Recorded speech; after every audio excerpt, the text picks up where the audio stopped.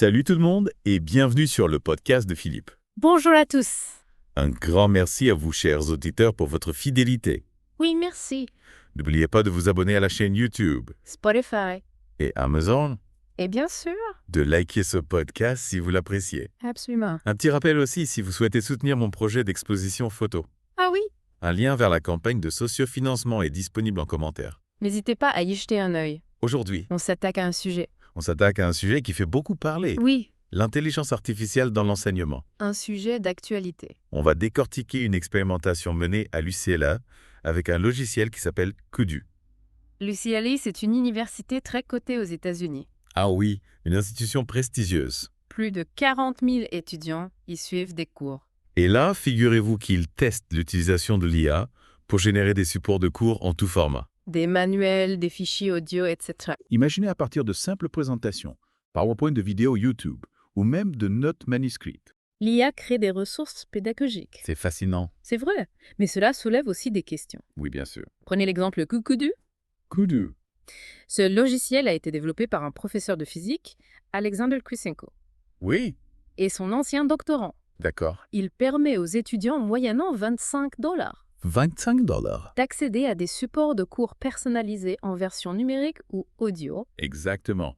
Et Kudu intègre un système de questions-réponses anonymes. C'est intéressant car ça permet aux étudiants d'approfondir leur compréhension sans crainte d'être jugés. Exactement. Et en plus, le logiciel peut détecter le plagiat. Ah oui, c'est important ça. Ce qui est crucial car l'utilisation de l'IA par les étudiants est déjà monnaie courante. Oui, on en entend de plus en plus parler. Ils l'utilisent pour rédiger, synthétiser des informations, corriger des textes. D'un côté, c'est une aide précieuse. C'est vrai? Mais de l'autre, cela pose un vrai défi pour les professeurs. Tout à fait. Comment s'assurer que les étudiants ne se contentent pas de recopier le travail de l'IA? C'est la grande question. Une professeure de littérature médiévale à l'UCLA, Zrinka Stehuljak, a justement testé Kudu avec ses étudiants. D'accord. Son retour d'expérience est plutôt positif. Ah oui. Elle dit que ça lui libère du temps pour se concentrer sur des aspects plus importants de son enseignement. C'est un des arguments phares de ceux qui sont pour l'intégration de l'IA. Lesquels? Les professeurs gagnent du temps. Ah oui, d'accord. Ils n'ont plus besoin de passer des heures à préparer des diaporamas ou à répéter les mêmes explications chaque année. C'est vrai. L'IA s'en charge, ce qui leur permet de se consacrer à l'interaction avec leurs étudiants, au développement de leur esprit critique, à la mise en place de projets plus stimulants.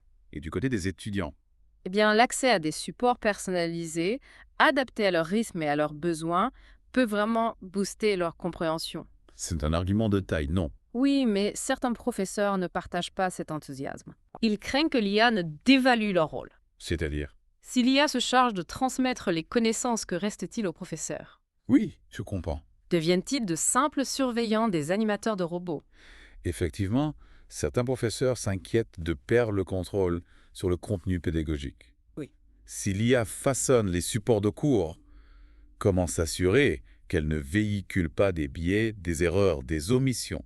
D'autres craignent que l'IA conduise à une standardisation de l'enseignement. Une standardisation. Imaginez des cours formatés identiques d'une université à l'autre, sans la patte du professeur, sans sa personnalité, sans son expérience. Oui, je vois.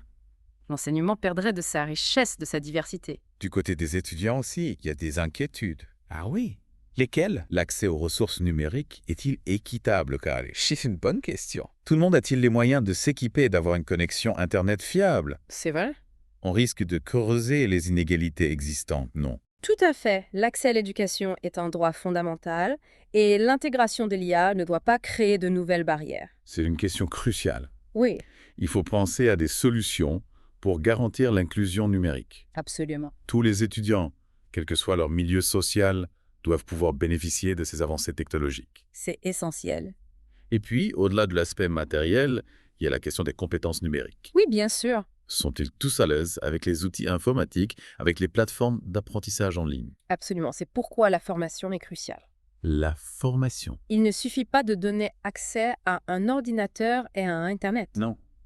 Il faut apprendre aux étudiants à utiliser ces outils efficacement, à développer leur esprit critique face à l'information numérique. Et c'est valable pour les professeurs aussi. Tout à fait. Ils doivent être formés, accompagnés dans cette transition numérique. C'est indispensable. Il faut leur donner les moyens de s'approprier ces nouveaux outils, de les intégrer intelligemment dans leur pédagogie. En somme, l'intégration de l'IA dans l'enseignement est un défi collectif. C'est vrai?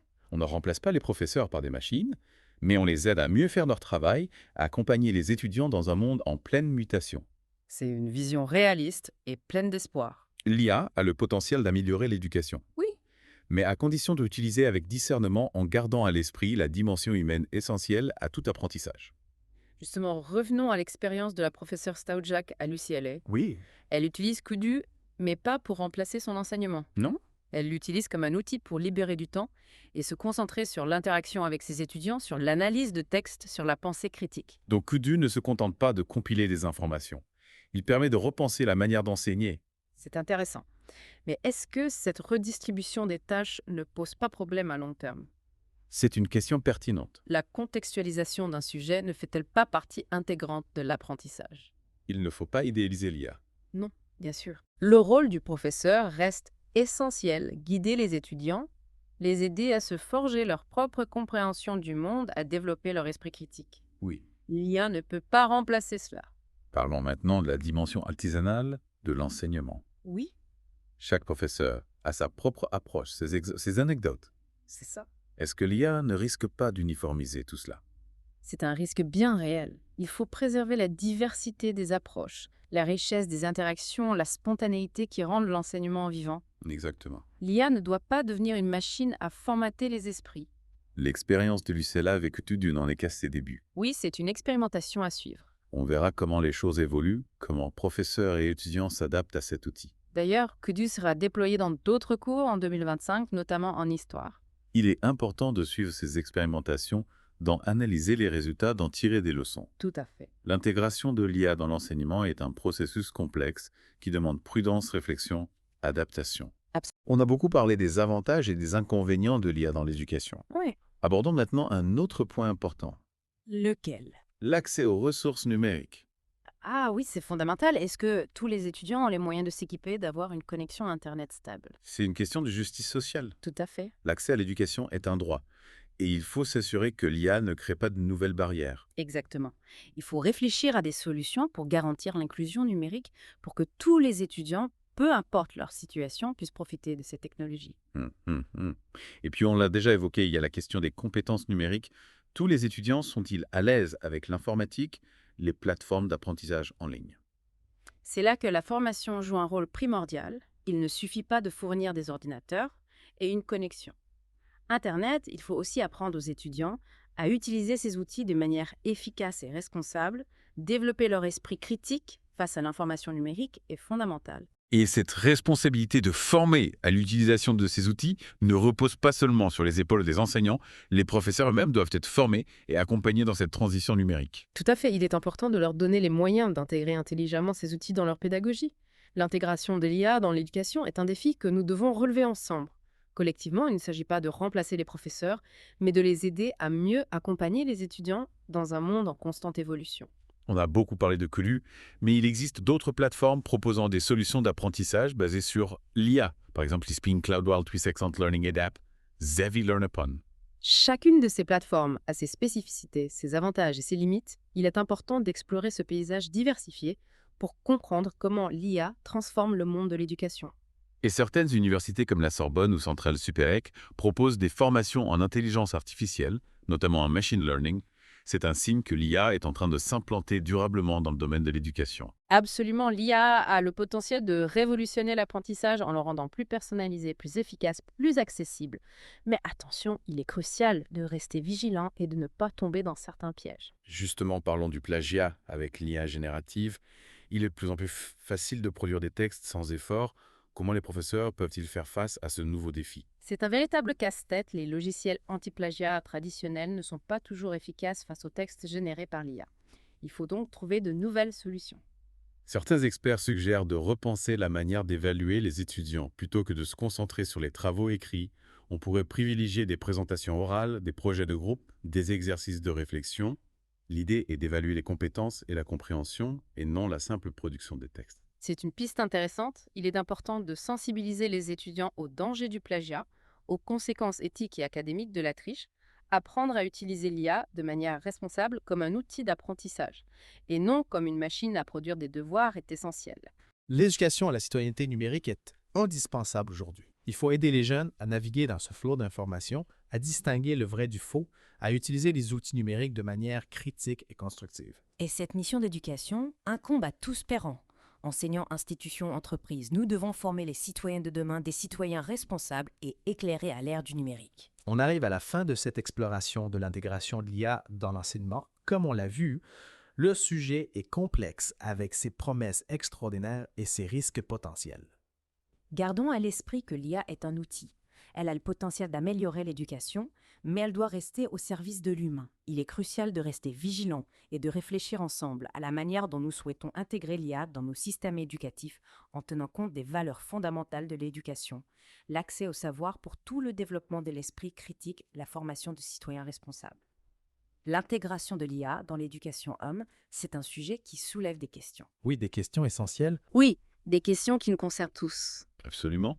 On touche à la transmission du savoir à la formation des générations futures. Ce n'est pas rien. Et comme on l'a vu, il n'y a pas de solution miracle. L'IA peut être un outil formidable. Oui. Mais elle peut aussi engendrer des dérives des inégalités, une standardisation de l'enseignement. C'est pourquoi il est important de ne pas se laisser aveugler par les promesses technologiques. Il faut rester vigilant, garder à l'esprit la dimension humaine qui est au cœur de l'éducation. L'IA ne doit pas remplacer les professeurs. Elle doit les aider à mieux exercer leur métier, à se concentrer sur ce qui fait la richesse de leur rôle. Oui, transmettre leur passion, éveiller la curiosité des étudiants, les accompagner sur le chemin de la connaissance. Exactement.